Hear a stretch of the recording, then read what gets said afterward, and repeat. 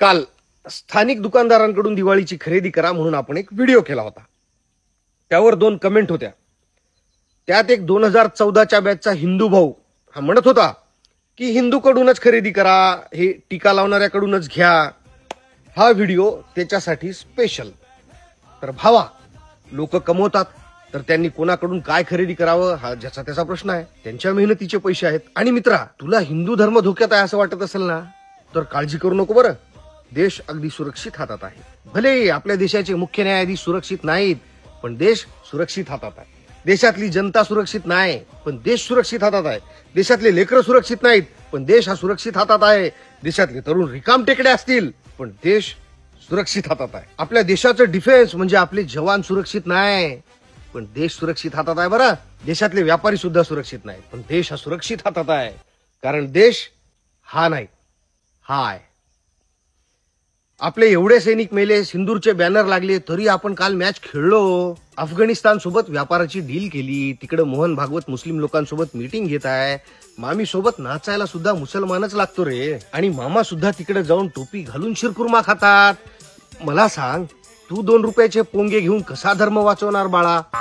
आपला शेतकरी कष्टकरी हवालदिल झालाय. त्याच्याजवळ खरेदी करण्यासाठी सुद्धा काहीच उरलं नाही. त्याचं काय? शेतकरीच नाही, सगळ्यांचेच यल लागून आहे. काय वाटते तुला ह्याबद्दल? अरे नको घेऊ मुसलमानांकडून काय. तुम्ही नाही घेतलं तर ते उपाशी मरणार नाहीत. मरसाल तुम्हीच. कारण तुमचं सगळं इकडे संपत चाललंय, संपवत आहे. आणि तुम्ही नशेत आहात. आहे का मी बोललेला प्रत्येक शब्द खरा? का नाही धरत कान आपण? हिंदू हिंदू म्हणून मत घेतले ना आपले. मग भावा, पहिले स्वदेशीचं सामान वापरा असे नारे लागायचे आपल्या देशात. आता हिंदूकडून घ्या असे लागत आहे. बघ ना मोदींचं.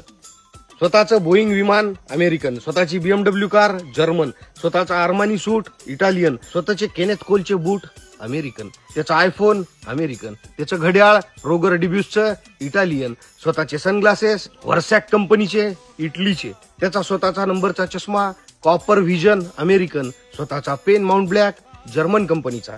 आपण पेट्रोल डिझेल सुद्धा मुस्लिम देशातून घेतो रे बाळा. सांग मग तू किंवा तुझा नेता छकड्यानी फिरणार का? काल पूर आला, आपले पुस्तक वाहून जात होते, ते नेत्यांचे लेकर विदेशातून पाहत होते रे. सरकारचा अपयश झाकण्यासाठी आता धर्माच्या जातीच्या नावावर बाजारपेठा वेगळ्या करण्याचं षडयंत्र चालू आहे. यामुळं प्रेम एकोपा कायमचा संपेल. आणि तुम्ही ज्या राजकारण्यांचा विचार पुढे नेताय ना, त्याची परिस्थिती, त्याचे लेकर बाळ ह्याच्यासोबत स्वतःला कंपॅरिझन करा. जागतिक स्पर्धेत स्वतःची जागा शोधा, मग पुढे जा. तुम्हाला कोणी येडं बनवून छैया छैया नाचवावं एवढे पण चिवत्या राहू नका.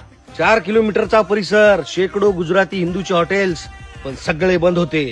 मुंबईत लाखो मराठ्यांना उपाशी पाहून सर्वात पहिलं पुढे येणारे मुसलमान होते. माझा मानव धर्म मला हे सांगतो की जागलं पाहिजे. महादेव.